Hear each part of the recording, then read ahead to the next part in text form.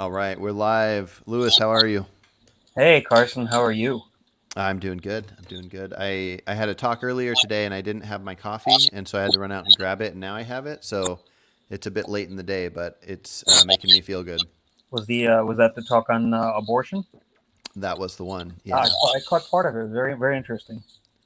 Yeah, yeah. It was a good talk. We each I think he holds the stances that I hold if I was more like on that side of the choice, because I really think it's one of the most complicated topics out there. But I think we challenged each other pretty well. There's a couple times where he had me stumped, and I had to think pretty hard about some of his challenges, and then same the other way around. But yeah. That's great. Yeah, I didn't hear the whole discussion, but I think I did catch a part where he uh, wasn't in. He had some issues with Akesh's position, Mm. which I think you had a discussion with Akesh about a week or two ago on the topic, right?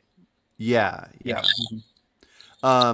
But yeah, I'm actually gonna put a paper together where I write basically the best arguments for both sides, because I Mhm. feel like people usually are passionate about that topic in a Yeah. way where they're very against the other side, Mm. and a lot of times the worst arguments are used for both sides.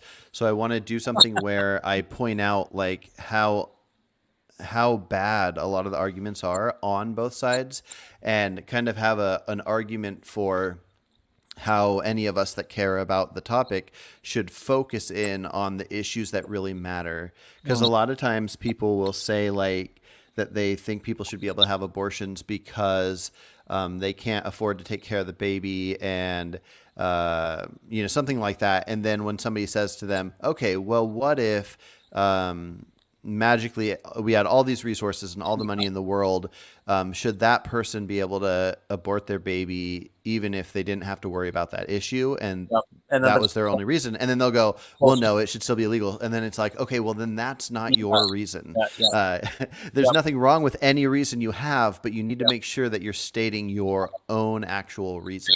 Yeah, or let's say the primary reason, right? Because it'll kind of come off as goalpost moving or something if you say, oh no, that really wasn't the main reason.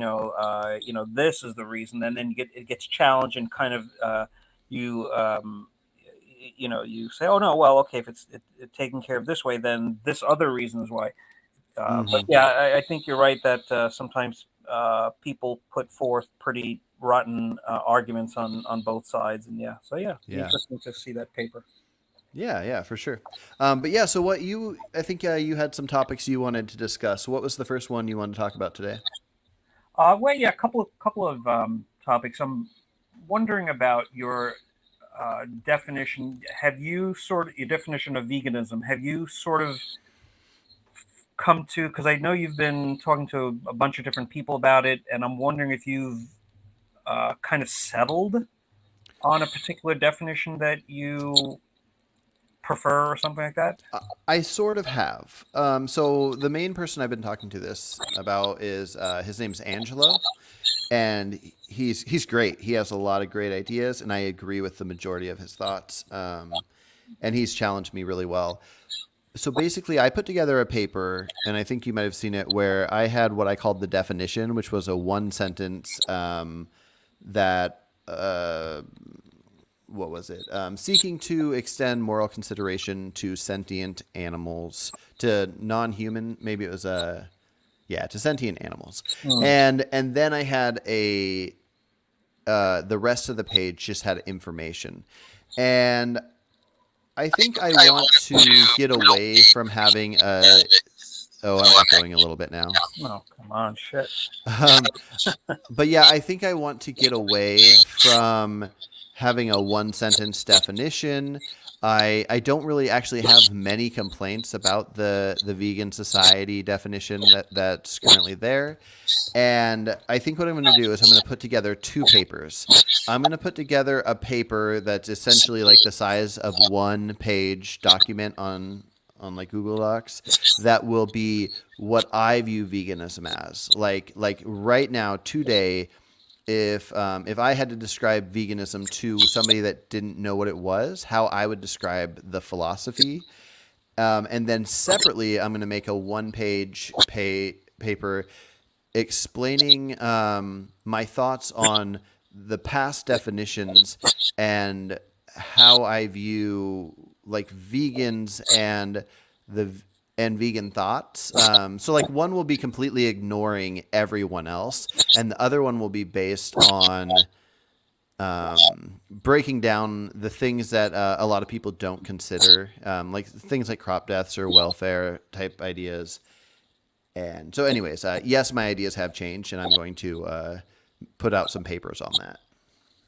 Yeah, because I think the last time I had heard you kind of give your definition of veganism, you seem to imply that it is only a philosophy. And I Hmm. think in part you gave that reason based on the what's that British vegan organization's own definition, which Yeah.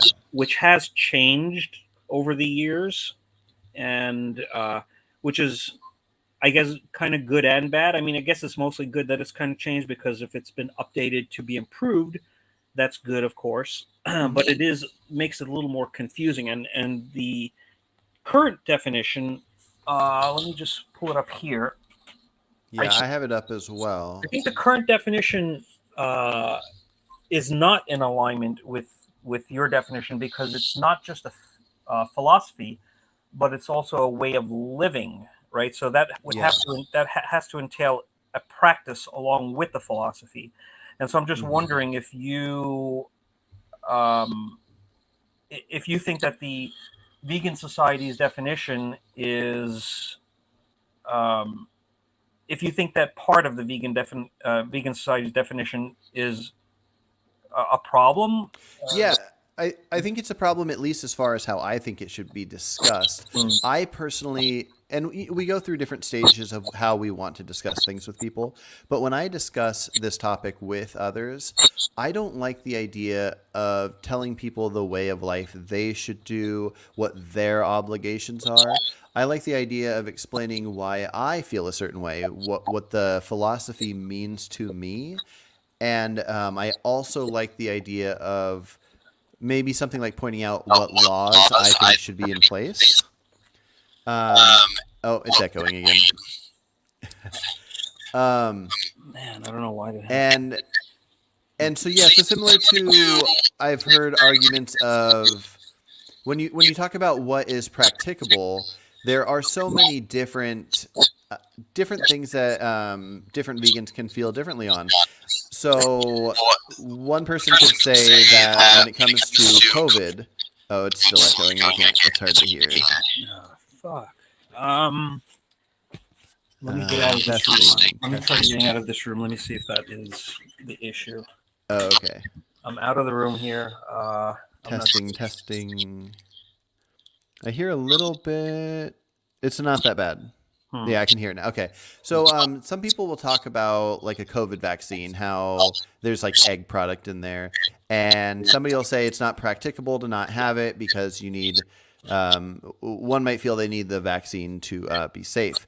And then somebody else might say it's practicable because you can survive without it, and so you shouldn't do it. And then same thing would go with, is it practicable to be overweight from consuming extra products that cause crop deaths? Which crop deaths is another whole complicated thing, but I guess I don't like this idea of the way of life thing, because I with the topics I talk about, I happen to get emails from dozens of people that are vegan, but they are on the kind of the fringes, where one might be vegan but consumes a little bit of honey, and they feel like they can let me know about that. Or one person asked me recently if I thought it was not vegan, that they were vegan in all regards except for when they got vitamin D. They can't afford vegan vitamin D, so they get the one that uses lanolin, the sheep's wool.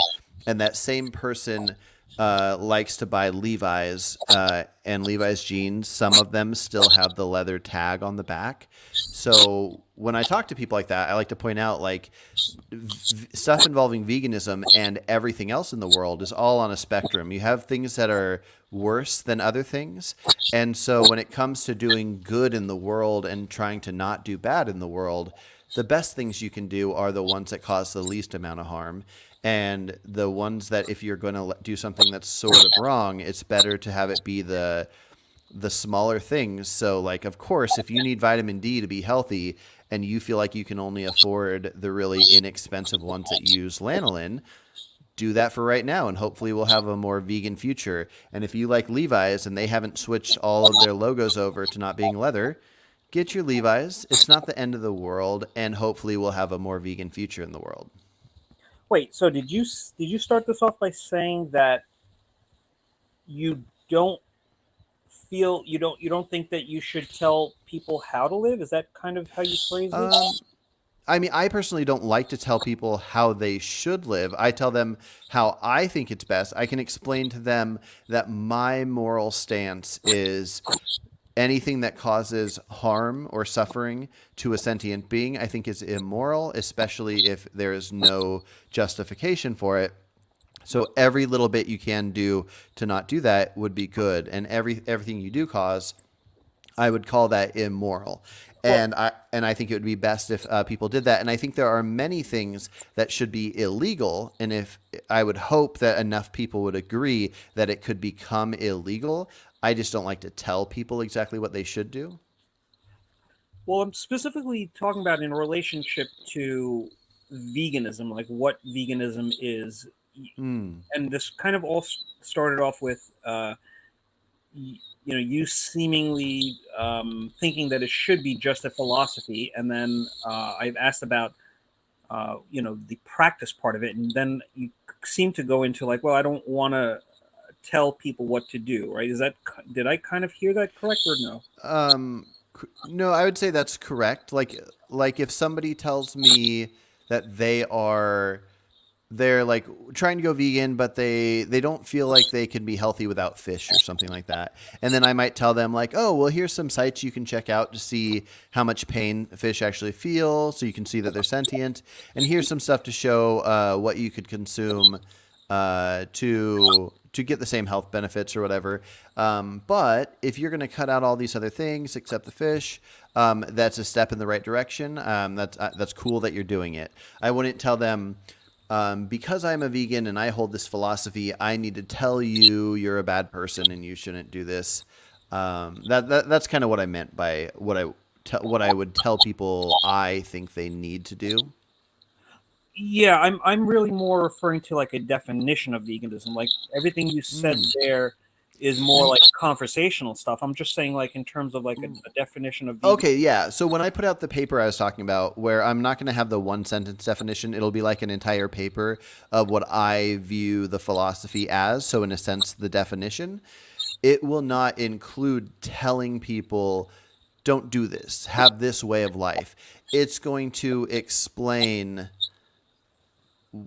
like why I think that it's immoral to cause these harms and suffering, and therefore if you don't want to do this immoral act, if you do not want to cause harm and suffering, then this is what would be done. But it wouldn't be saying like to be this label you have to have this way of life. I don't think there are many philosophies that part of the description of the philosophy says a way of life. Now that's not a problem, but like if you look at like political philosophies like libertarianism, um, there would be a description of what it means, what it entails, and then people can subscribe to that philosophy or not subscribe. But it doesn't say that the way like that this is what you must do. It just describes what it is. Right, but let's take something that may be more analogous. Let's say Okay. human enslaved, enslaved human ownership, and Okay. let's call that the let's call that abolitionism or whatever. Instead of Yeah, veganism. a philosophy that the human species should not be enslaved. Okay, so you Um, don't think it should be a practice? You think that somebody who owns enslaved humans should be called an abolitionist, so long as they have the notion that, oh, I shouldn't be doing this? yeah, sort of. Yeah, like let's look at some slave owners that were anti-slavery. So, like Benjamin Franklin, I think inherited slaves from his parents. Thomas Jefferson, their family had slaves, and let's just go with those two. Because I know a decent amount about them. I just finished a book, a very long book of Benjamin Franklin's life. But anyways, both of them fought really hard to end slavery, and due to their circumstances or whatever, they happened to have slaves that they were treated very well. And when possible, freed them. Oh, George Washington was another one that had slaves because it was a family situation where the family had slaves, and then once he was the head of the family, he technically owned them, and he freed them. And so yeah, I think in those cases, people can be in a situation where they're trying to get things figured out. Like in those times, if you didn't have like vehicles to transport a freed slave to a state where black people could live freely, then the best thing for them might be that they are just considered part of the family. They're living on the land still. They're technically owned by the person, but they have nothing within their power to figure out what to do other than to use their legislative power to try to free them. Benjamin Franklin, the last years of his life, he nonstop as the president, which is what they used to call governors of Pennsylvania. He tried to end it. So, anyways, I guess I'm just pointing out that somebody can hold a philosophy, they can believe a thing, they can feel that this is right, this is wrong, and they aren't necessarily following through with it. Similar to how 20 years ago when I went vegan, I knew it was wrong to eat animals. I stopped eating animals, and like a year and a half later, I fell off the wagon and I ate some animal products because I missed it, I craved it, and I just it happened. I never left the philosophy though. While I was eating them, I would say I would know that I think that this is wrong because I don't need this, especially if it was like an unhealthy animal product. Uh, okay, I think maybe what you're referring to is closer to like marginal cases, right? In terms of like these people who lived back 250 years ago, uh, or let's say somebody falling off the wagon like you had just said that you did, um, and so I think that that may be like a marginal case, like uh, in the sense that your view seemingly hasn't changed, right? Mm-hmm. And it's more like maybe falls under what is possible and practicable.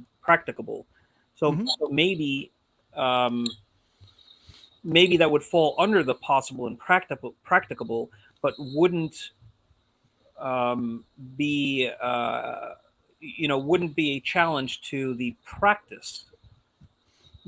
The overall Mm. practice of you know choosing to not um, choosing to not exploit animals or something of that nature. I'm just wondering Mm-hmm. if you're uh, I just don't think that it's I don't see the value of not including the practice of um, upholding that philosophy. Um, yeah, I just don't Mm. see where it has a great amount of value for just having the philosophy and then saying that somebody is a vegan because they hold a philosophy.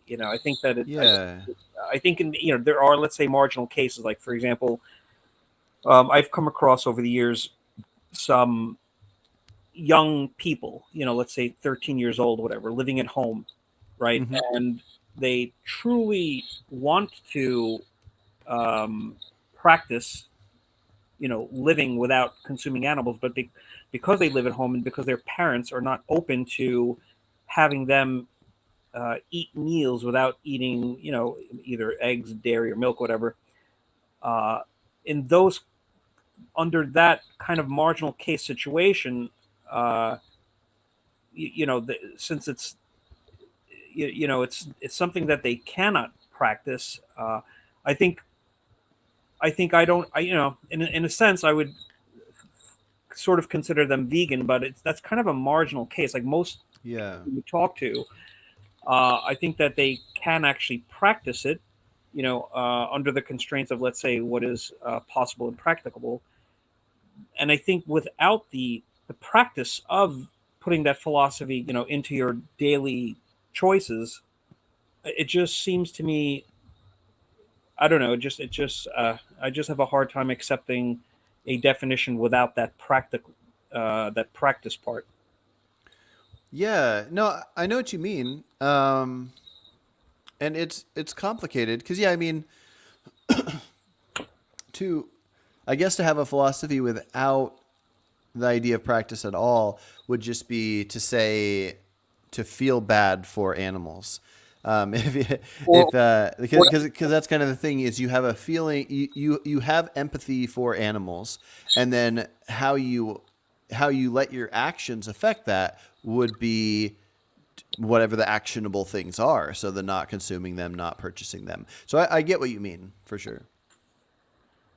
Yeah, or one could say that, uh, one could say, let's say that somebody who has this philosophy, let's say, of, going back to abolition, has this philosophy of not wanting to exploit humans, but they don't practice it. So maybe they're sympathetic to the Mm-hmm. abolitionist philosophy or abolitionist idea, but maybe we should say that if they're not willing to, uh, now I'm not specifically talking about the people that you're talking about who had, perhaps, let's say, real legitimate reasons why they why they had they couldn't release, because back in that time, whatever. But I'm talking about people who could, let's say, people who could free the enslaved people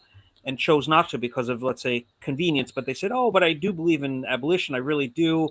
Just, just the convenience factor. Like, I wouldn't Mm-hmm. consider them abolitionists, right? In the same way I Mm. wouldn't consider, like, I do value very much the practice of it, uh not just the philosophy, right? Because you could say that just having the philosophy is kind of sympathetic to, to the abolitionism, or sympathetic to veganism, but it's not really, abolitionism or veganism or something like that.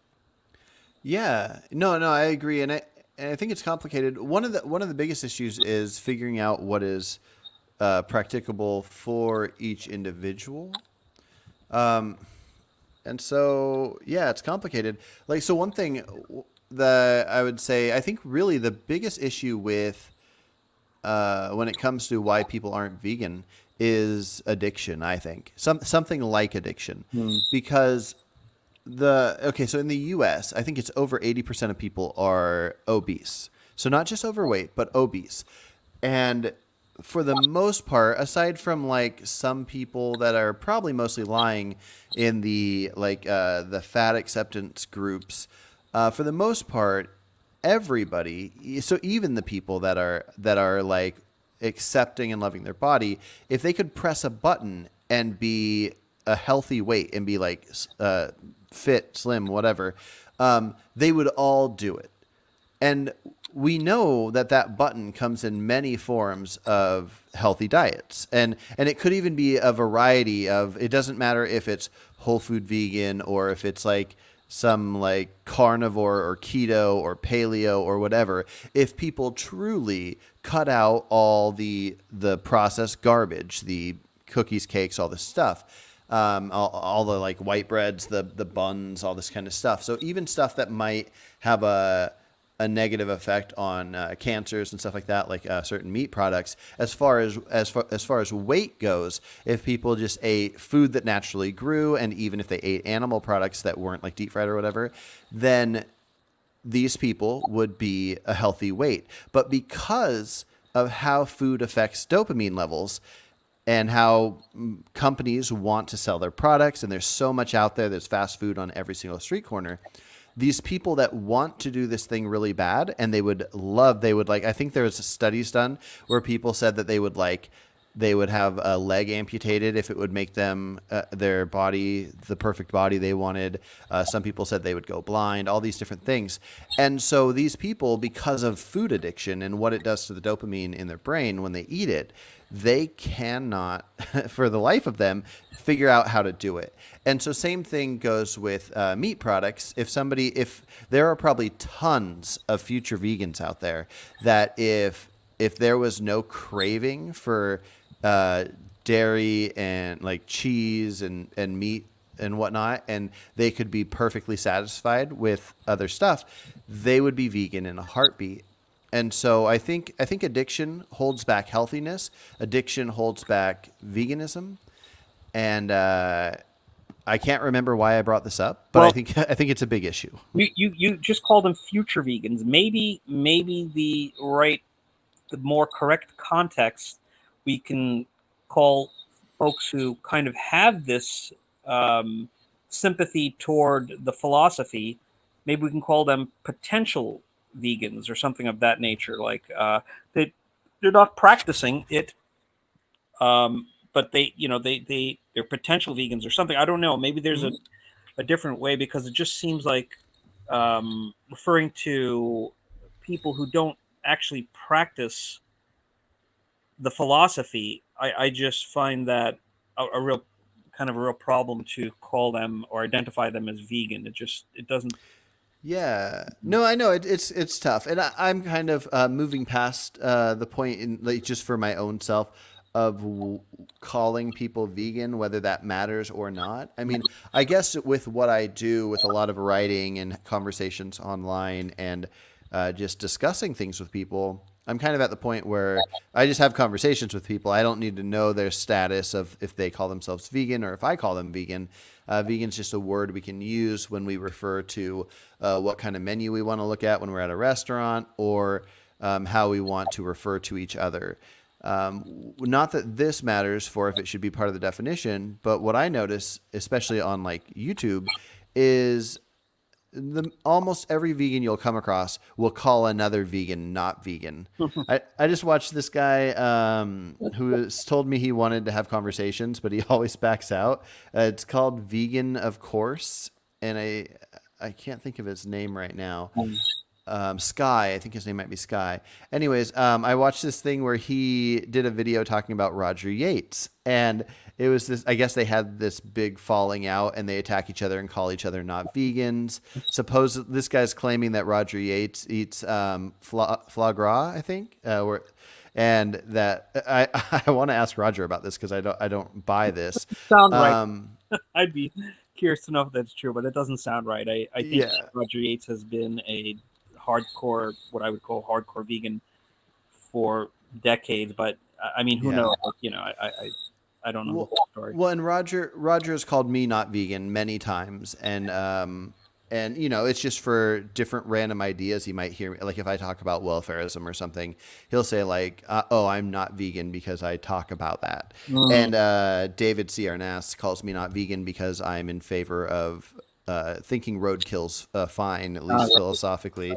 Yep. And I don't know, just like every vegan attacks each other for all the crazy different things. I know many vegans that will call somebody that eats bivalves not vegan. And I get the argument. I know that you're not in favor of bivalves and it's a precautionary Yep. approach, Yep. which is fine. But I think that's just kind of something that harms veganism. Not talking about the things. I think talking about why you might be against eating bivalves is great. That should be talked about, and crop deaths should be talked about. All the topics should be talked about. But the idea of calling people not vegan or having like just such a negative vibe in the community, just I don't know. I think it'd be best if most people got away from that. I can't remember the last time somebody did something where I thought to myself, "Oh, they're not a vegan." It is, yeah, it is. It is funny to think about how many times I have seen vegans calling other alleged vegans not vegan, and many times for very, very bizarre reasons. So I do chuckle at that because it is kind of ironically true that that even within the vegan community, there is so much disagreement with with what is veganism and who is actually like a vegan or a practicing a vegan or something like that. It's funny. I mean, the you're talking about Arias, right? Who said that because you think that it's okay to eat roadkill, that means you wouldn't be vegan. And I, along with you, think that under certain conditions, there is nothing morally irresponsible with eating roadkill. Just like Mm-hmm. if somebody were to eat my cadaver when I died, like I don't think I wouldn't call that. Uh, and it would be under certain conditions, right? I mean, one condition would be that, of course, if it doesn't promote the eating of, let's say it was done in secret, for example, just as a hypothetical, Mm-hmm. and it wouldn't in some, you know, uh, realistic way, like promote the eating of, bodies of animals, right? But I think, yeah, some people think that that point doesn't matter at all. It's just the eating of the bodies of animals at all Mm-hmm. under any condition, and I would disagree because I think that if somebody is starving and they happen to find roadkill and they eat that to sustain themselves, and they are not in some way like promoting the eating of animals' bodies, then I just Mm-hmm. don't see that as a moral problem. I just don't see that. Yeah. Yeah. Yeah, that I agree because I mean that's the thing. It's like the idea is if you have a sentient being and you are the reason, if you are doing an action that will cause harm to sentient beings, then that's not good and you probably shouldn't do it. And that's why that even though we aren't the ones doing the butchering, if we're paying for it, we put it in demand. So I would say not only is eating the roadkill not a problem. Again, it depends on how you do it. Similar to I have my rescue guinea pigs. It in some cases it might be good to rescue animals, but if your rescuing animals makes them look really cute and makes people want to go to stores and buy them, then maybe you shouldn't advertise it to the world how cute they are. But I would say that if you went out to a cabin in the woods and there was a somehow there was a refrigerator or a freezer, let's say a freezer hooked up, and there's a note on it that said, "Oh, there's a bunch of bacon and burgers and all these different things in this freezer. Nobody's going to be back to this cabin for a year, and it's all going to go bad within a year. Yep. So anybody reading this note, if you want to eat it, eat it." Yep. I would say a vegan. Now, I don't think it would be healthy to eat this, but if a vegan was out there and let's say they accepted this note and we knew within the hypothetical that nothing's poisoned and this is a real situation, it wouldn't even matter that somebody bought that meat, put it in demand. It was farmed animals killed to get typical bacon from how horrible it is to kill pigs. It would be the idea that is your action affecting anything? And if you're now, I wouldn't eat it even though I miss meat Yep. because it would probably put my addiction back in place and I would start eating meat again while feeling vegan. Or But throw. anybody that could truly eat it and know that they're only eating it because they're not causing harm, I think that's a perfectly vegan thing to do. Yeah, or or throw up. I mean, I don't think I could stomach to eat any animal products because I'd probably revolt at the at the thought of it. But I mean, Yeah. it's akin what you're saying. I guess is akin to kind of dumpster diving, right? It's food that's been basically discarded, and if it's meat, like I knew a guy who dumpster dived all the time, I don't know if he was homeless, but I think he was somewhat homeless, or maybe I don't know exactly. I think he was very anti-establishment, very anti-capitalist, and kind of he had these, very kind of communist sort of views, and was also a dumpster diver, but was also vegan, and or identified as vegan, and I would call him vegan, even though he dumpster dived, and he would Hmm. eat on occasion meat that he found in the dumpster, right? And Yeah. whether it was a discarded sandwich, or let's say, I don't know, supermarkets throw out products that, let's say, have some kind of meat or dairy or egg in there or something, and Hmm. he would on occasion, I guess, eat that, and I had no problem with that, because I don't think that uh, I don't think that him doing that, first of all, it didn't harm any animals, right? And secondly, I don't think that him doing that like sent a message to society that it's okay for the rest of society to kill and, exploit, breed, kill animals, and so Yeah. I never had a problem with that. Also, I mean, I have a friend who runs a, I guess you can call it a sanctuary at home, and she goes to stores to pick up discarded food, right? And she has a number of various different animals that she cares for, including pigs and dogs and some cats, and these are all rescued animals.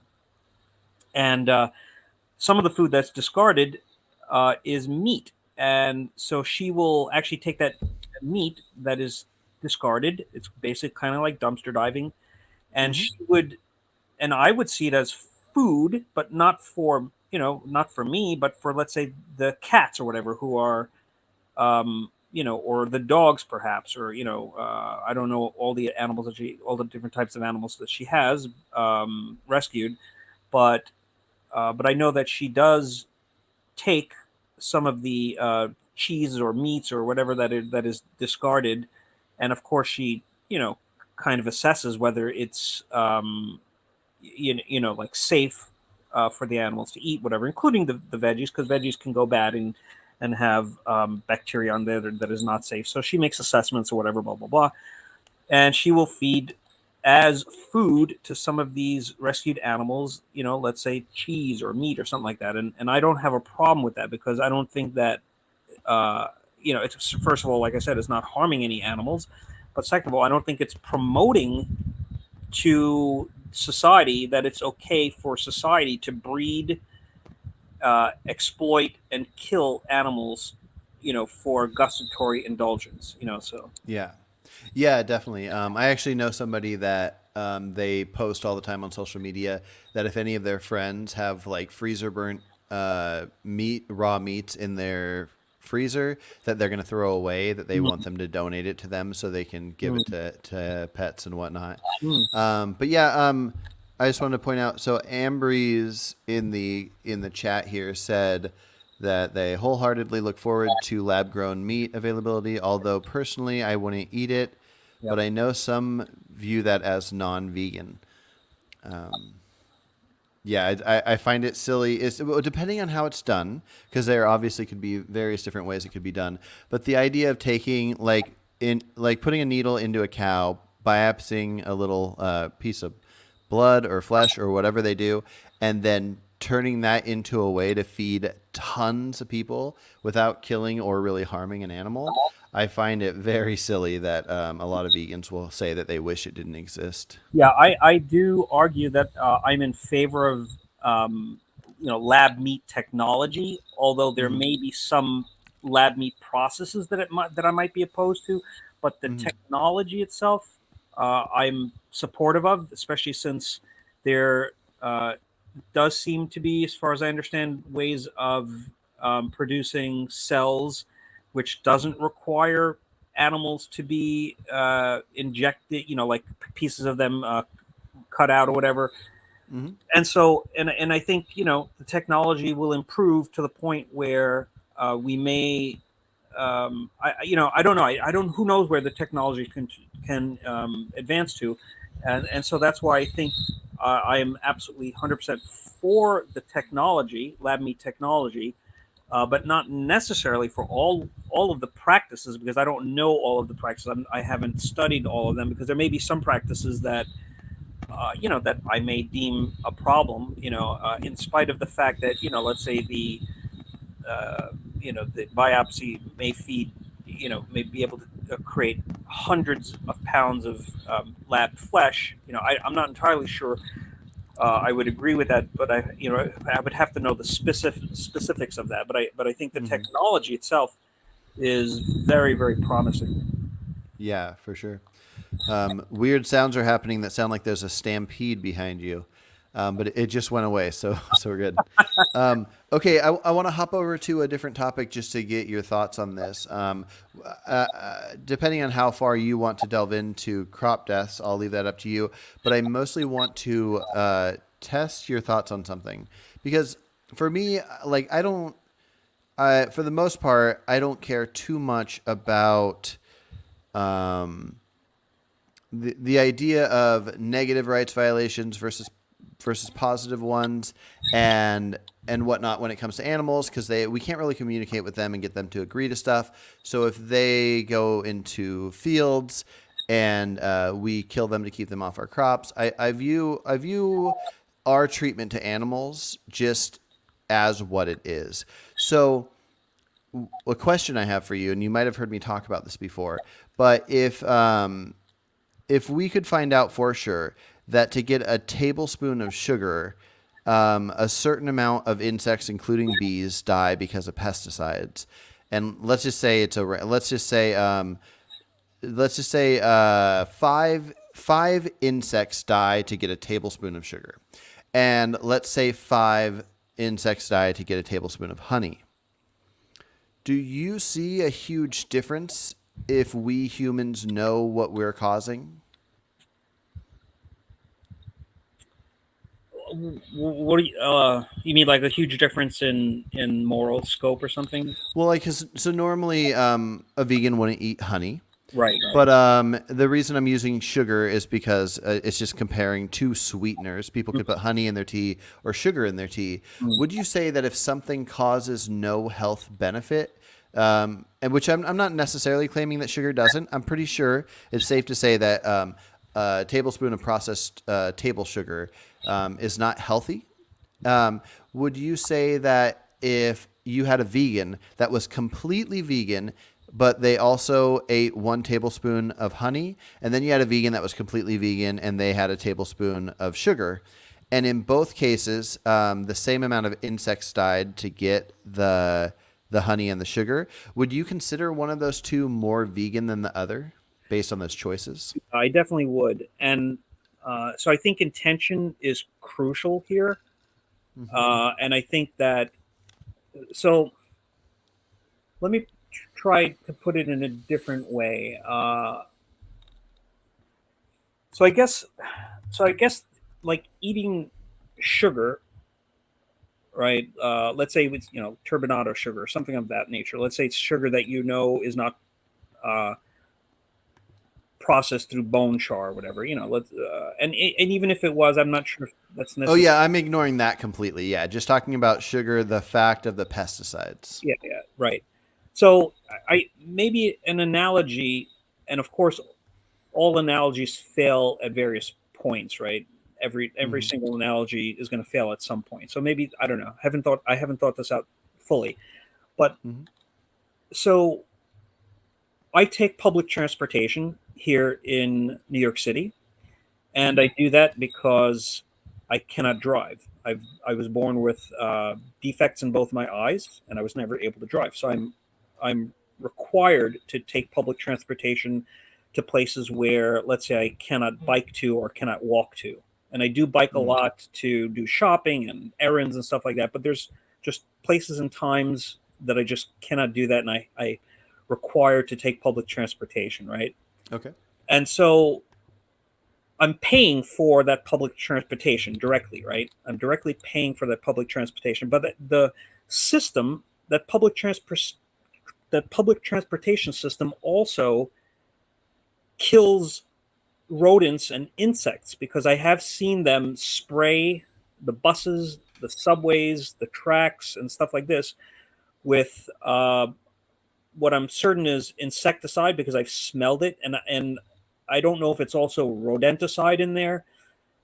Um, but probably whatever they're spraying probably would kill rodents. So I'm paying for a system that is doing things that are not vegan, right? But my Mhm. intention is just to get that to take that public transportation system from point A to point B, in spite of that system having real flaws that I don't agree with, with the processes of that system that serve me. And so maybe the same thing could be said with, let's say, crops, right? Mhm. I'm not I'm not intending, like when I'm eating crops, I'm not intending for animals to be intentionally killed, but the system kills animals. You know what I'm saying? And so Mm. uh, just like with the public transportation, I how would I, how would I get around without this to these certain places that I feel that that's my only uh, choice or my only reasonable choice, and supporting that system that does these horrible things that I don't want them to do, and I don't intend for that to happen, but yet still I'm paying for that system by paying the public transportation system, and of course you could say that my money, at least part of it, some portion of it, is going to kill insects and or rodents. And so Yeah. that's kind of, and also another, another analogy.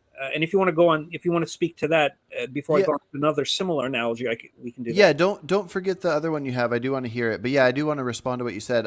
Because it makes a lot of sense, and I agree with it in a sense. I think there's a different reason that you should take the transportation and fund the situation. Um, but just to get, have you ever played Minecraft? No. Okay, I haven't either, but I've seen it played and it gives me a headache. But anyways, somebody I know really well, their kid is really into Minecraft, Okay. and you basically build all these different things. But there's also everything like looks like blocks, but they have sheep and a bunch of different things in this game. And this person I know really well, when she plays with her kid, she tells her kid, if you kill the sheep in this game, I'm not going to play with you because I don't like watching that. And this person also is not a vegan, and they love meat. But if they had to see the animals killed themselves, they said they would go vegan in a heartbeat, or if they had to do it themselves, or something like that. And so when this person, not that it's a good excuse, but when this person buys meat and eats it, they aren't intending to do anything other than taste this thing that tastes good. They are just also knowing the harm it causes. They're not choosing different actions to not cause that harm. So I would say it's way different. Your going on the bus is way more vegan than just eating meat. But knowing that a harm is caused because of an action you're doing or that you're funding it, I think it's very similar. The only times that anybody should ever do that is when they realistically wouldn't be able to live a decent life without doing it. If you don't want to sacrifice all the places you go to on the bus, you have to accept that in this world at this point, and in the future, there might be buses where there's not rodenticides or whatever things you're talking about, but you have to recognize, okay, I'm only alive for this amount of time. I want to cause the least amount of harm possible, and so I'm going to do this action because I need to get there. I, yeah. So that's how I think about that. That's interesting, but I don't buy at all this kind of notion that somebody who is uh, actively wanting to eat meat that they I mean, unless it's a condition where, let's say, it's a child who's at home and they're just being fed a certain thing, but somebody who's going out and purchasing meat that that they know, or there's reasonable inference to know that this is coming from a place where they kill the animals. I don't think there's a way to honestly say that you're not intending to have animals killed so that you can eat them, because how else could you eat their body parts if Yeah. Well, so if I'm trying to think. So if somebody was buying, oh, I'm echoing a good bit, Uh, but that's so it's weird right. because you know why that's so weird because Huh. I just tested. I put my phone on a different charger, and Oh, I did the same thing. Oh oh my, man, we'll figure it out. I'm not too worried. I never intend on needing my conversations that go on YouTube to sound great or have any certain flow. I really just enjoy the conversations and I like them to be available for people that want to hear them. So I never mind there being technical difficulties. I would yeah. never arrange a conversation to need it to be the most enjoyable or acceptable. I know that since I like listening to conversations, that they can be helpful. Yeah, Anyways, we sorry spent for the ramble. we spent the full 5 minutes before going live on trying to get rid of that echo issue, and Yeah, it's really weird. We don't know why exactly, but yeah, we'll figure it out over time. But yeah, so I would say that somebody that buys meat knowing the harm it causes, if they could press a button and have that exact same meat but have it not cause the harm, they would do it. They have no interest in causing the harm. They just aren't at the same moral level as me and you being willing to sacrifice the ability to eat that meat. But I don't think they're eating it to cause the harm, but they are doing it knowingly. But I think the same thing where if you go to a place that, I mean, depending on how you look at it, I'm guessing every company you go to, like you go to a Safeway or I don't know which stores they have over on the East Coast, but if you just go to a grocery store, they probably have rodenticide in the back, just something that keeps the rodents away. So I don't think it's wrong to shop there necessarily. But if half the grocery stores had a new product that scared mice away and didn't kill them, and the other half had products that killed them, then you would want to choose the one that doesn't kill them. So same thing would go with transportation. If mice are killed and you going on a subway or a bus or whatever you're using, um, if you feel like the funding you're doing is kind of going towards that, it doesn't matter. I don't think anyways that it matters what your intentions are or your expectations. It would be the knowing that your action, your payment, your putting something in demand is happening and deciding if you justify it or not, and you just want to hope for a vegan future. well, I definitely reject the notion that you're putting forward that most people would not want to harm animals, especially since I consider Hmm. killing harming because Mm-hmm. I think that I think that most people, at least that I've come across, seem to be perfectly okay with the killing part. Uh, Maybe many people do seem to be opposed to, let's say, the worst cruelties of factory farming, but I Mm. think at the same time most people seem to be okay with the killing part, and to me that's a harm.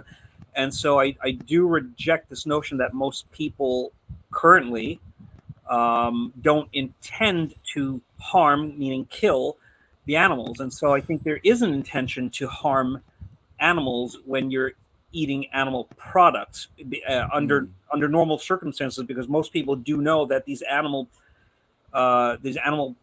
products that you're buying come from animals that have to be killed in order to be sliced up, in order to Yeah. eat their legs or something Well, like that. okay. So Well, let me move it to a different example then. yeah, If people have a problem with mice and rats and stuff like that under their house, and they don't want their foundation chewed up, and they don't have time to look into humane ways, yeah, and they put rodenticides out, so the mice will eat this poison, and they'll die out, and it doesn't really matter the amount of suffering. Let's just say that we know that there is some suffering.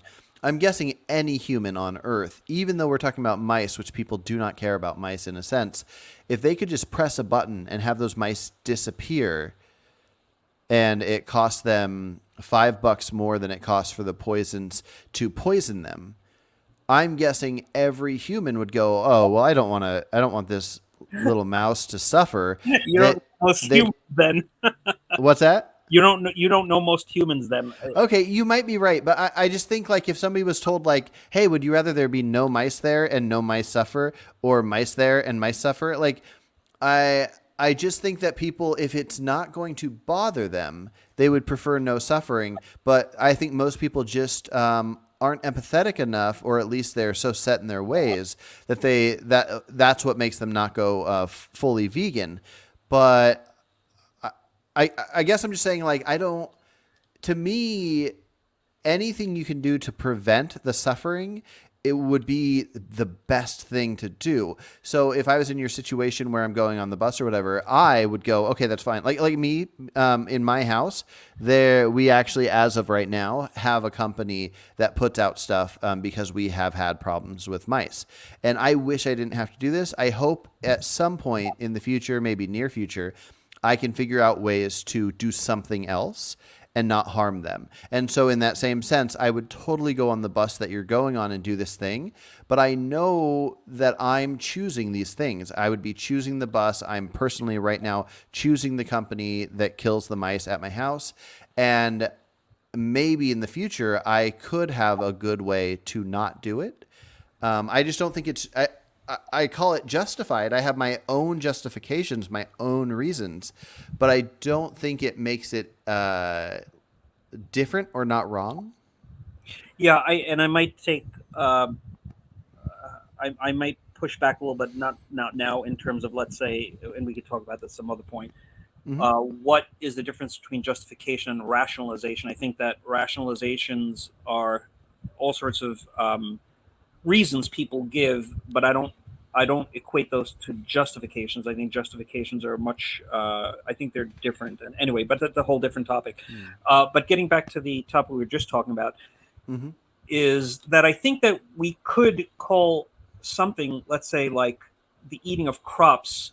Um, we could say that somebody who eats crops could be considered a vegan, of course, Hmm. under the umbrella that they don't eat any animal products, any other animal products, right? Because you could be eating crops and eating, pork chops, and that wouldn't make you vegan. But so somebody who's a vegan but also eats crops, I think they can still be a vegan, but that doesn't mean that there isn't things that we can do to lessen the harm in animals, right? So let's say we know Hmm. that certain crops, let's say we know that we didn't have to eat any crops whatsoever, and and it wouldn't um, be impractical for us to eat a plant-based diet that doesn't include any crops. Should somebody do that? Somebody, I think, should do that. I think that it's probably better to do that. But does that mean that somebody who does do it is not vegan? I wouldn't go that far. I think that because it's the system, it's not the I think the intention is really important because it's the system that is doing it's the system that we currently have. If it was a vegan system that we lived in, if there was a vegan system that produced our crops, we probably wouldn't have that. But it's a system that doesn't care about animals, just like the public transportation system, or in my other analogy, which I'll get into right now, is the government, right? I pay my taxes to the United States government, right? Hmm. And I do that without the intention to harm, to unjustifiably harm others. But I know that my government uses my taxes, which I willingly pay, because I think there's important reasons why I pay my taxes, not just services that I get for that, and not just services to protect my life and blah blah blah, blah other things. Um, and I'm not going to even get into the whole discussion about whether taxes are ethical in the first place or not. I do Hmm. think that they are, and let's skip over that Yeah. discussion. But I do pay my taxes. The other reason why I do pay it, is because I don't want to be thrown in jail. I don't want to have problems with the law, right? And so I Hmm. do pay my taxes, but my government is using some of my tax money to do horrific things. So it's the system that is doing that. It's not my intention, right? And so that's Hmm. kind of, again, the same way that I'm looking at the system of crop production, right? Like a vegan can buy crops, and they're not intending for those terrible things to happen, but they know that when they know that paying that their money to to provide those services, that the Hmm. system is doing things that they completely disagree, would completely disagree with, and I'm talking about, my government, let's say, Yeah. bombing other countries, where innocent people are being killed or whatever. Those, you could pick a dozen different things that my government is doing that I don't sign on with, so it's a system that I think is the problem. And would it be better? Would it be ideal maybe to not pay into these systems? Perhaps, I don't know. Maybe it would be ideal, Hmm. but what I Well, one thing with taxes, I'm just wondering, do we pay our taxes, or is it just designed that part of how it is to be a citizen here, that the taxes just come out? I know we have tax day, April 15th, yeah but I guess in that sense that if we owe some, then we'd have to pay it then. Because no, I think you make an excellent point. I just I'm just wondering, I'm trying to get myself to figure out if the idea of taxes going here and then the government doing what they do with it, we as citizens, we can decide who we're voting in to affect these things. There are many things that I wouldn't want my taxes to go towards. yeah I wouldn't want my taxes to pay for somebody to have a late term abortion. I mm, wouldn't want my taxes to go towards things that I view as maybe cosmetic, like somebody getting their breast removed or their breast enhanced or something like that. So I would hate for my taxes to go towards subsidies for farming animals. Oh, there's an echo again, by the way. Um, so weird. um, but yeah, so I wouldn't. There's a lot of things I wouldn't want my taxes to go towards, but I can also, at the same time, at least personally recognize that taxes are probably needed for a country. I need to work to survive. It's probably the absolute last thing I could do as far as making a decision as a human living in a society. I can decide not to drive, to not have insects hit my car, and that's close to one of the last things. But the absolute last thing would be something like taxes. Can you survive in a society without working? No. Can you work without paying your taxes? No. It's the last thing, but everything else you do in between that and whatever the other end of the spectrum is would just be deciding how much you're willing to sacrifice for animals, and we're all on a spectrum, I think. Yeah, I think that kind of, yeah, I think that I would probably tend to agree with that.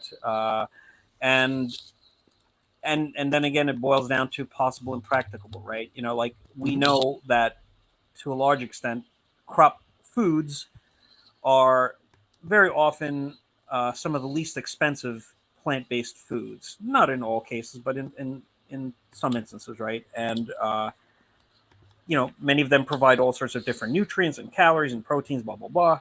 And I do eat foods that comes from crops. I of course eat a variety of different plant-based foods, including fresh produce and fruits, vegetables, all that, legumes, et cetera, et cetera, et cetera. So I don't eat only crops, but um, but I see myself as a vegan still because like I have no intention to for that system to do these horrible things. I'm like I'm not paying to get body parts of animals. Whereas if I were to buy meat, from a supermarket that I know these animals are coming from farms that I don't see any way around it to intend to want those animals to be killed so I can get those body parts. Because how else are you going to eat Mm. body parts from animals from farms without killing them? So there Yeah, has to be a I would just have to guess in the same way that we can look back at vegans 50 years ago, and some of them, like I remember even 20 years ago when I first decided to go vegan, no vegans were talking about honey. Honey wasn't even a thing. Now I know that since the 40s and Donald Watson, there definitely are people that are saying to stay away from honey. I just mean what the majority are doing. And so when you go like 50 years ago, I'm sure there's a lot of practices people were doing that us vegans today, with more opportunity, would say, oh, that wasn't acceptable. Maybe if 50 years ago they didn't care about makeup being vegan or not, or something like that. I'm guessing 50 years from now, when things are figured out more, people will look at how we treated like crop deaths and say, "Oh, if I was a vegan back then, I would have not eaten vegan donuts or something that was not nutritious for us that also caused crop deaths." It's not a huge deal, but I really think it's as simple as, if you're eating it for taste pleasure because you're addicted to it, there's no health benefit for you, and there is likely deaths, um, that I just think some hardcore vegans 50 years from now might look back and think it's silly of us to eat that donut. Yeah, you're probably right. And like, I just want to make clear Mm-hmm. that just because I do think that somebody could be rightly called a vegan who eats crops foods, I just want to make it clear that I don't think that it's not a problem that these systems do, these harms, right? Mm-hmm. Whatever these harms may be. I do think it's a problem, right? But yeah, so I just want to make sure that I put that out there, that I think that, and also I would say that ideally, yes, if you know that one type of food that that you kind of eat for pleasure or whatever, donuts or whatever. Who doesn't like a yummy donut, right? I mean, Mm-hmm. if you ideally, it would be better to not eat that, right? Knowing that it's very likely the case that some animals were harmed by the system, and so Mm-hmm. that's the distinction between, let's say, living ideally and I guess living what could be called, I guess, possible and practical, because maybe under certain conditions, the I mean, I guess it could be argued that cravings that are beyond our control for, let's say, a donut, right? That may fall under what is possible and practicable. I don't know. Mm-hmm. I haven't put a lot of thought into that. Yeah, for sure. Okay, well, I got about maybe 10, 15 minutes left. Let's segue to one more topic. Ambries in the comments here said a fairly new debate is, should we buy vegan food from McDonald's and similar outlets? Mm. We promote veganism in mainstream eateries, but we also fund mostly meat based companies. Yeah, this has been a topic for on and off, a topic for a while. What are your current thoughts on it? So, like, I'm okay with promoting plant-based products from, let's say, that are produced by typical meat producers like Tyson or whatever, or that are sold in McDonald's. Now, uh, I wouldn't go to those establishments to eat from there, but I see no problem with promoting those as an alternative to, for example, let's say it was a couple of years ago, I guess, 2, 3 years ago, that Beyond Meat cut a deal with, I think it was Burger King or McDonald's, one of those fast food chains, to have them sell their plant based nuggets at, right. And there was Mm, kind of this big debate within certain vegan community spaces where some people say, "Oh, that you shouldn't be promoting that because it's not vegan, because the nuggets are fried in animal lard, and and that kind of thing." And, like, to me, that was a very silly argument, because it's still a vegan product, right? It's hmm just, you could call it contaminated, sure, that it's fried in animal based lard, and it may not be suitable for vegans, but I certainly promoted the product because it's a vegan product, and certainly it's a product that entails no intentional harming of animals, and let's say it probably entails also less secondary types of harm to animals. So I have no problem Yeah. promoting it, even though I wouldn't myself shop at buy things at McDonald's or Burger King, but I would have no problem promoting to my friends who do eat there, and to suggest to them, hey, try this. This is apparently a product that tastes just like chicken, but and I would give the reasons why somebody should try it, including that it doesn't entail suffering of animals, et cetera, et cetera. Yeah. Yeah, definitely. I like that answer. I the part of me that wants my fellow humans to all be healthy wants all fast food to just disappear and shut down. But talking on specifically a vegan level, I don't know. I might be perfectly fine with something like a McDonald's like going out of business.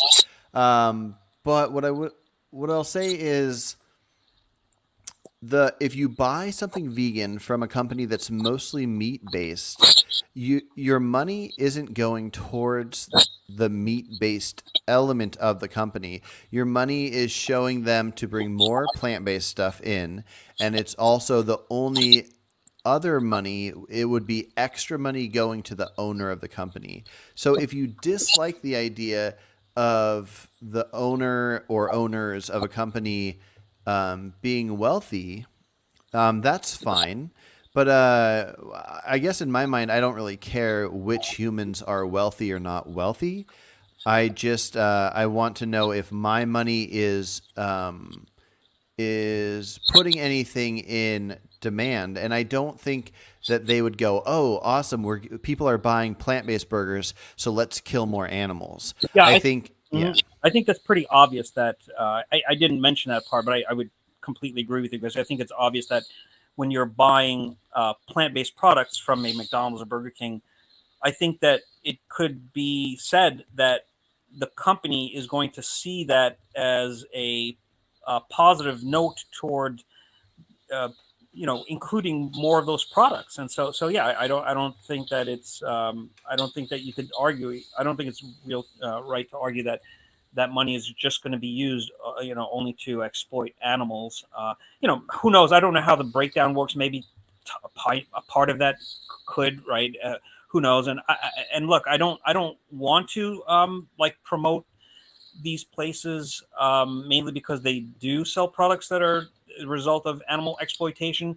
But I know that is not, I don't live in a perfect world. And my imperfect world is I have people that I know who still eat at these places. And if I can convince them to eat a plant based nugget or plant based burger instead of, a actual meat thing, then why not? And I guess, yeah.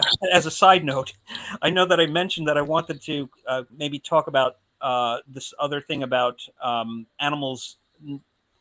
Oh, it's raining really hard here. Oh, Animals having it just started raining here. Animals not having a concept of the future, but I guess we might not have mm, time for this session to do that, because that may entail a little bit digging in deep to that topic. But I think it's an important topic, because I've seen, like I said, mentioned to you before we went live, that there are notable intellectuals who I've seen who've used that argument to say that, at least it seems like they're using the argument to say that that's a reason why they don't really care much about animals, is because they think that animals don't have a concept of the future, which I completely disagree with. And I've mm. numerous examples of that. But anyway, so maybe Yeah, yeah. Let's save that for a different talk. If you could send me a link or two to maybe people talking about the topic, explaining why they think animals do have it. So not the intellectuals that you're talking about that are saying that they don't care because of the no concept of the future, but whatever has led you to feel that animals do have a concept of the future. personal. I would love to check that out. And then also, if you have any more information on bivalves, I want to look further into that because I know you have concerns on that. And then next time we talk, let's do those two topics. Sure, sure. Yeah, my evidence, and I do think that anecdote is evidence. I'm not saying it's necessarily sufficient evidence for a claim, but there is an enormous amount of anecdotal evidence from people who have spent time with animals, companion animals, or rescued animals, to know. And that's where I would, that's where my evidence would come from. Is my, I've rescued animals for many, many, many years, decades, in fact. Hmm. And I can tell you from my own personal experience that they have a concept of time. And like I said, I can give you numerous examples of this. And I'm sure anybody who's been around animals would also say, "Oh yeah, of course." That Yeah. I've I seen. guess like a dog going and getting a leash, letting you know it wants you to take it outside, it's at very least thinking about it knows the thing it likes and it wants to do that in a second. Yeah, and it's about associations, right? Like I would bring up this, like when I prepare my garbage to take out my garbage, my cat, once he hears me getting the plastic of the garbage bag being pulled out of the can, or whatever, he runs to the front door, knowing that I'm going to be exiting the front door, and I do allow him, and it's late at night, and I allow him to come out, into the front area. Because I have like a garden area up front or whatever, and he loves it out there. So he anticipates. That anticipation has to entail a concept of the future. Now, it may not be a complicated or complex notion of the future, but it certainly does allude to what I would argue is a concept of the future, and we can get into all that at some point. So, Yeah. I do want to answer Steen's question here, which could get us into a conversation, but we don't. I think we should save the bulk of it for our next talk. But Steen says, "I never understood why a concept for the future is even relevant." And then he says, "In ethics." So I'll just throw out real quick my thought on it. I gave myself kind of a thought experiment that if there was a random person on the street, let's say a 30-year-old man that died and he didn't suffer, he just died. And let's say he has no family, so nobody to feel sad about him being dead, but he's dead. Like, I try to ask myself, why do I care that he's dead? Because usually things that I view as moral or immoral would be things that are connected to pleasure and pain, pleasure and suffering. So making something suffer is no good. Giving something pleasure, you don't have to do it. I don't think we're obligated to, but it's a good thing. It's nice. It's moral. Death, the idea of something dying or not existing anymore, in a sense, it's hard for me to explain why I would put that in a moral realm.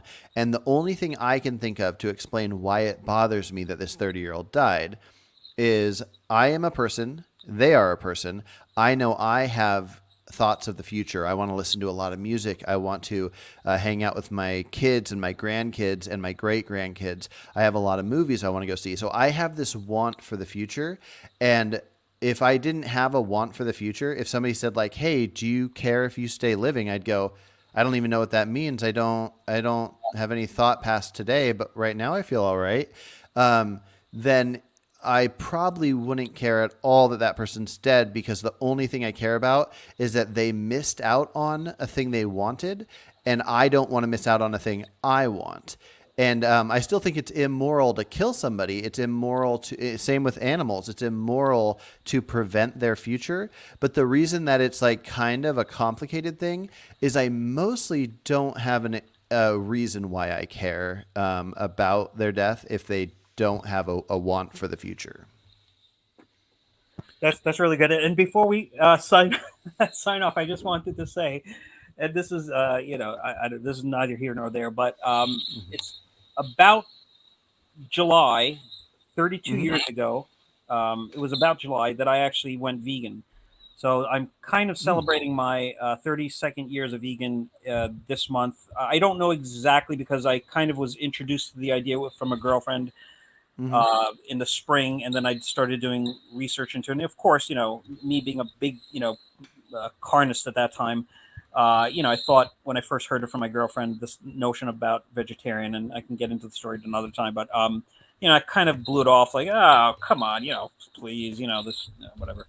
But then I started looking into it and researching it, and it took a few months. So I think it was probably around July-ish that I probably um, adopted veganism as a lifestyle. So this is my 32nd year as a vegan anniversary. That's awesome. Wait, how old are you? I'll be 60 in a little over a year.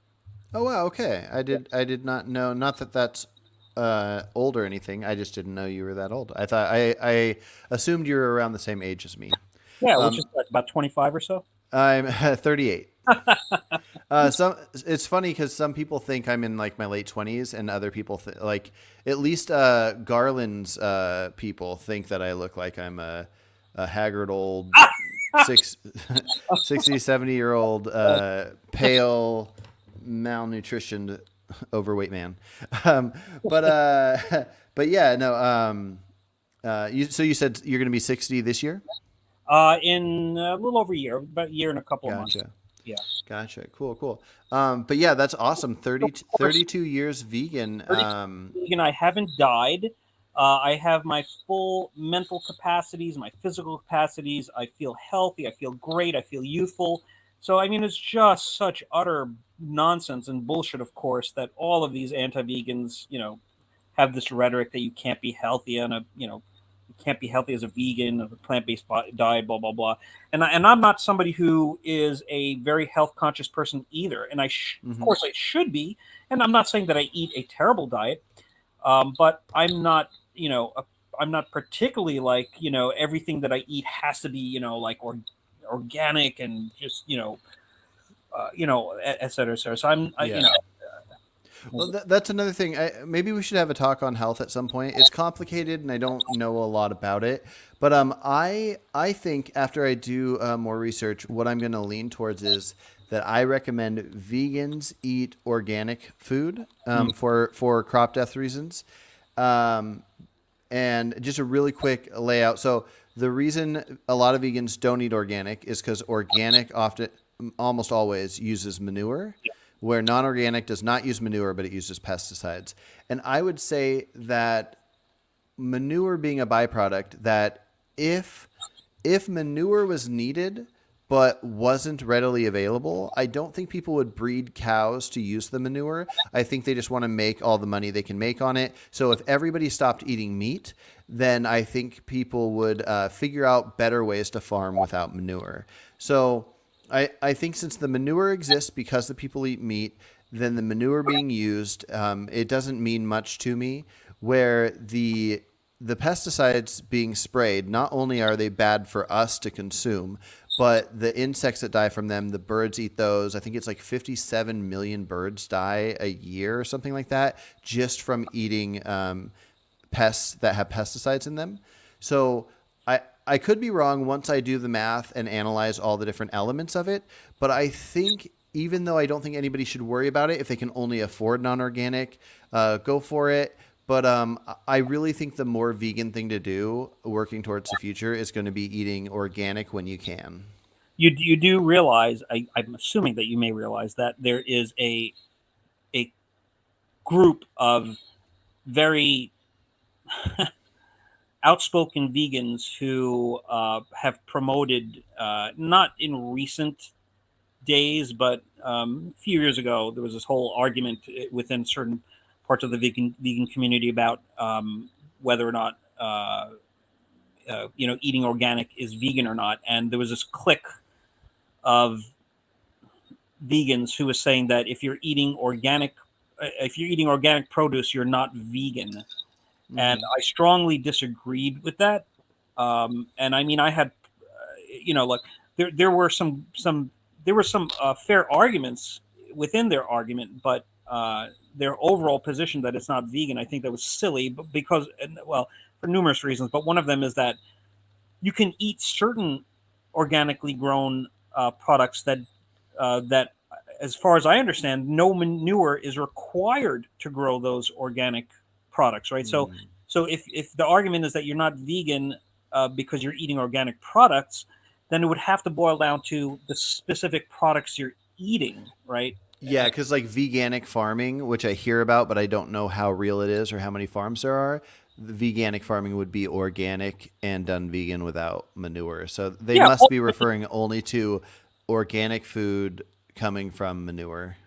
yeah, or let's say you're eating like I don't know. I haven't looked uh, all that much into how all these different types of organic products are produced. But I would imagine that if you're eating certain, maybe let's say nuts or seeds or whatever, that they're probably not going to use manure, and I don't know for sure for all of those different products. Like I said, I haven't looked, or let's say apples. I mean, do they use manure to grow apples? I don't know. It just uh, I'd be Yeah, I don't. Yeah, I'm gonna look into that. I don't think so. I remember Alex O'Connor talking to Ed Winters, and within a conversation they had, they were talking about how less animals are harmed in foods that come from trees than foods that come from the ground. And I Mm, don't know if that's based on pesticides, rodenticides, manure use. I don't know exactly, so I will look into that. But yeah. it sounds like imagining all foods equal in health, which they're not, but just imagine it. That eating, if you had a diet of like 50% tree produce and 50% ground produce, if you adjusted it to like 60% tree, 40% ground, you would be saving animals. So, depending on the nutrition levels, it might be better to eat tree food. So, Mm, that would include almost all nuts. So, like walnuts are on huge trees, hazelnuts are huge trees. And then apples and most fruits, avocados, bananas, everything mhm. comes from big trees, and therefore, if you can get more of your calories in by using that, um, then you wouldn't have the because I don't know if they like how if they spray tree food much with pesticides. I really don't know. I mean, I know my own garden, which I use zero pesticides, and I get quite a few apples, plums, and Asian pears. And then, but anyway, it's not my anecdotal tiny garden means nothing in the grand scheme of things. But anyways, I will look into that, and I'll let you know what I find, and I'll send you some links because I'm curious about manure use for trees. I part of me doubts it, but I do know that trees in their early stages recommend using fertilizers. And so manure is a fertilizer. So yeah, I don't know. I'll look into it. I just want to be warned that you may get some of these. I don't know. I think they're kind of lunatic vegans who, if you do produce, let's say, some, videos on this topic promoting organic produce eating, that you could potentially get, like verbally attacked and all these things. And so, Mm. and I, they're pretty nutty bunch. These vegans, like Vegan Gains and mm. Ask Yourself, and these are just pretty nutty people, in my opinion. Yeah, yeah. For me, I mean, there's so many vegan YouTube channels and so many different types of conversations that I like to focus on the stranger things, like what we're talking about, and crop deaths and welfare and all the different definitions and things. But I like to be friendly about it, and I like to hope that others will be. But yeah, I definitely every time I put a video out that might be a tougher topic, I see a good dozen or so people unsubscribe, and it's whatever. Because again, I'm just here to have conversations. I love discussing these things and furthering my own stances. In the past 4 months of having this channel, I have adjusted and reshaped my stances on morals and veganism, like probably 100 times, 100 different little topics, Mm. and I love it. I love it. I've learned a lot talking to you. I've learned a lot from various different people, and that's we should all constantly be looking to educate ourselves, reading as many articles and opinions as we can, checking out the studies, just finding out more. And if we disagree with people, listen to those people the most because because you want to hear every side of the story. Yeah, I think I would completely agree with that. I think that we need to be open. I think I consider myself open, and yeah, I mean, I think how better to move through the world than to hearing other people's opinions and perhaps learning from them, Hmm. or let's say, hearing other people's positions and opinions, and learning that and that fortifying like your own position, right? Because maybe their opinions are just such filled with like fallacies and all these problems, that it kind of bolsters your own position. Because if that's the best arguments from the other side, maybe you had the right position to begin with. I don't know, but Yeah, for sure. All right. Well, it's been a great talk, and I got to pee really bad because I drink a lot of all coffee. right, So you have a good day, and everybody else watching, you guys have a good day too. Take all care. right. Take care. Bye bye. Bye.